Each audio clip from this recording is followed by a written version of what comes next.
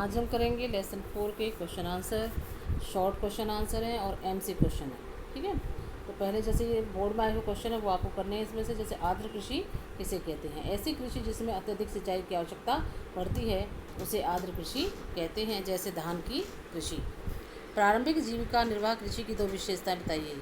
जो जीविका निर्वाह कृषि होती है उसकी विशेषता क्या है? यह कृषि भूमि के छोटे छोटे टुकड़ों पर लकड़ी के हल, दाव, खुदाई करने वाली छड़ी आदि आदिम कृषि औजार द्वारा की जाती है। यह परिवार अथवा समुदाय के श्रम द्वारा की जाती है, मतलब परिवार के या समुदाय के लोग आपस में मिलकर करते हैं। अगला है क्वेश्चन, भारत के उन राज्यों के नाम बताओ जहां प्रारंभिक जीविका निर्वाह कृषि को झूम कहा जाता है, इसे दीपा कहा जाता है। भारत के उत्तर पूर्वी राज्यों कौन से हैं?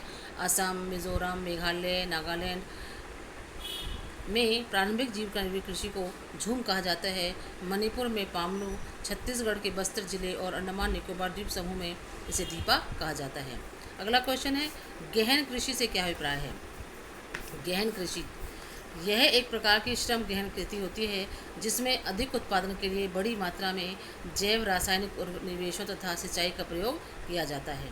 इस प्रकार की कृषि उन क्षेत्रों में की जाती है जहां भूमि पर जनसंख्या का दबाव अधिक होता है, अर्थात जहां पर जनसंख्या अधिक होती है उन स्थानों पर इस प्रकार की कृषि की जाती है।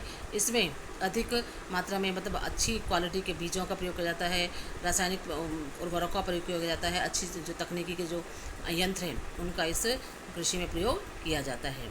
अगला है, वाणिज्य कृषि के मुख्य लक्षण क्या है? उसमें वाणिज्य कृषि के मुख्य लक्षण है, उच्च पैदावार प्राप्त करने के लिए निम्न निवेशों का प्रयोग किया जाता है। कौन कौन से? जैसे जब हमें व्यापार के लिए कृषि करनी है तो ज़्यादा कृषि जो उपज की आवश्यकता होती है तो उसके किस किस चीज़ों का प्रयोग किया जाता है उसमें? जैसे अधिक पैदावार देने वाले बीज, बड़ी मात्रा में रासायनिक उर्वरक मतलब खाद वगैरह जो होती हैं, कीट उर्वरक जो भूमि की उपजाऊ शक्ति को बढ़ाते हैं, कीटनाशक इत्यादि। जब फसल में जब कीड़ा लग जाता है उस पर कीटनाशक दवाइयाँ छिड़की जाती हैं, तो इन तीनों चीज़ों का उसमें प्रयोग किया जाता है। अगला है, शुष्क कृषि क्या होती है? शुष्क प्रदेशों में की जाने वाली कृषि को शुष्क कृषि कहते हैं। यहाँ उगाई जाने वाली फसलों को अधिक सिंचाई की आवश्यकता नहीं होती। अगला है, झूम कृषि किसे कहते हैं? इस प्रकार की कृषि वनों को साफ करके की जाती है, मतलब छोटे टुकड़े को साफ करते हैं और उस पर कृषि करते हैं, और जब कुछ 2-4 साल के बाद उस ज़मीन को छोड़कर दूसरी जगह पर स्थान साफ करके फिर वहाँ पर कृषि की जाती है।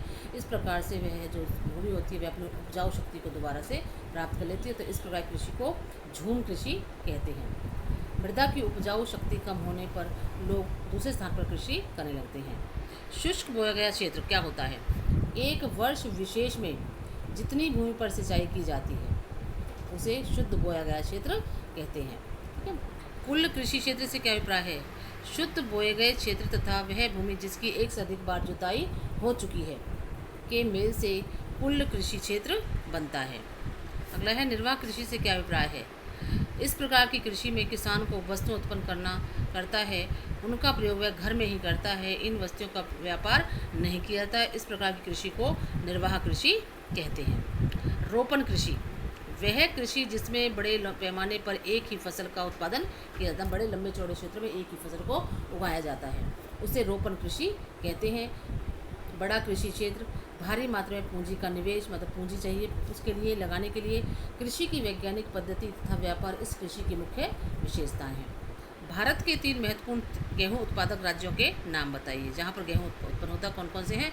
उत्तर प्रदेश, पंजाब और हरियाणा। देश के गन्ना उत्पादक 3 राज्यों के नाम। देश में जो गन्ना कहाँ पर होता है? सबसे अधिक होता है उत्तर प्रदेश में, इसके बाद महाराष्ट्र और पंजाब का स्थान आता है। भारत के मसाले उत्पादक 3 राज्य। कौन कौन से मसाले उत्पादक? सबसे अधिक मसाले होते हैं केरल में, उसके पश्चात कर्नाटक और तमिलनाडु का स्थान आता है। उस प्रणाली का नाम बताइए जिसमें एक फसल लंबे चौड़े क्षेत्र में उगाई जाती है, पहले किया था, तो कौन सी कृषि होती है? उसे रोपण कृषि। ठीक है, एक फलीदार फसल का नाम बताओ, कौन सी है? मटर। रबी ऋतु की किन्हीं 3 फसलों के नाम। कौन सी है रबी ऋतु में जो फसलें बोई जाती हैं? गेहूँ, जौ, चना, मटर। रबी की ऋतु में जो बोई जाती हैं, जो अक्टूबर नवंबर में बोई जाती है और अप्रैल मई में काटी जाती हैं। भारत की मुख्य शस्य ऋतुएँ कितनी हैं? भारत की मुख्य शस्य ऋतुएँ 3। कौन कौन सी हैं? रबी, खरीफ और जायद। जो खरीफ कौन सी होती है, जो मानसून के प्रारंभ होने पर बोई जाती है और सितंबर अक्टूबर में काट ली जाती है। एक तो होती है तीसरी फसल जायद। जायद कौन सी है, जो दोनों के बीच की एक फसल होती है, इसे जैसे खीरा ककड़ी की जो फसल होती है उसे कहते हैं जायद। रबी तथा खरीफ ऋतुओं के बीच गर्मी की छोटी सी अवधि जायद ऋतु कहलाती है। इस ऋतु में उगाई जाने वाली कुछ फसलें तरबूज, खरबूज, ककड़ी, सब्जियां आदि तथा चारे की फसलें हैं। इन क्वेश्चन रबी और खरीफ में अंतर क्या है, रबी की फसलें कौन सी होती है, खरीफ की फसलें कौन सी होती हैं, इन दोनों के बारे में बताना है। तो रबी की फसलें सर्दियों में अक्टूबर से दिसंबर तक बोई जाती हैं और गर्मियों में अप्रैल से जून तक काट ली जाती हैं। और जो रबी की फसलें जो हैं, मुख्य फसलें हैं गेहूँ, चना, जौ, मटर, सरसों आदि। खरीफ की फसलें मानसून के आगमन के साथ बोई जाती हैं। जैसे ही मानसून का आगमन होता है, प्रारंभ होता है, वैसे ये फसलें बोई जाती हैं और सितंबर अक्टूबर में काट ली जाती हैं। खरीफ की मुख्य फसलें हैं चावल, मक्का, ज्वार, बाजरा, मूंग, उड़द, कपास, जूट आदि हैं। तो ये आपको एक क्वेश्चन करने हैं। देश के गन्ना उत्पादक दो राज्यों के नाम, उत्तर प्रदेश और महाराष्ट्र। तो ये छोटे छोटे क्वेश्चन जो आपको अपनी कॉपी पर करने, इन्हीं में से क्वेश्चन आएंगे जो अब नेक्स्ट जो एग्ज़ाम होने वाला है यूटी। तो छोटे छोटे क्वेश्चन वही एमसी क्वेश्चन आएंगे, 20 क्वेश्चन आएंगे, 15 मिनट का टाइम होगा। इसमें मैंने छोटे छोटे क्वेश्चन जिस तरह से दे रखे हैं इसी तरह से आएंगे। 4 ऑप्शन होंगे, उनमें से एक को आपको टिक करना है। जैसे कर्तन दहन प्रणाली को असम, मेघालय, मिजोरम आदि राज्यों में कहा जाता है, कौन सी कहा जाता है, झूम।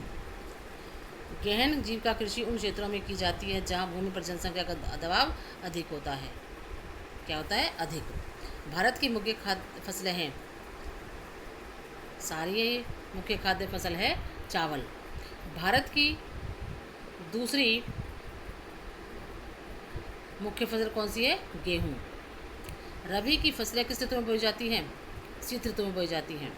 चावल के उत्पादन में भारत का संसार में कौन सा स्थान है, दूसरा। भारत में उगाए जाने वाले मोटा अनाज ज्वार, बाजरा और रागी तीनों हैं ये। ज्वार का सबसे बड़ा उत्पादक राज्य है महाराष्ट्र। बाजरे का सबसे बड़ा उत्पादक राज्य है राजस्थान। भारत विश्व में सबसे बड़ा उत्पादक तथा उपभोक्ता है दालों का। निम्न फसल में भारत विश्व का अग्रणी उत्पादक तथा निर्यातक देश है, चाय। भारत को किस पौधे का मूल स्थान माना जाता है, कपास का। तो ये छोटे छोटे क्वेश्चन है।